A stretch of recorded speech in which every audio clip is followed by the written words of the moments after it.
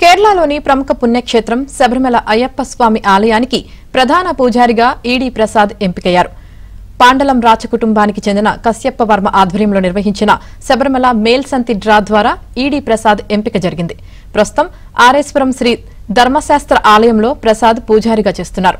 తనకు ఈ అవకాశం రావడంపై ఈడీ ప్రసాద్ సంతోషం వ్యక్తం చేశారు. ఎంపికయ్యారు.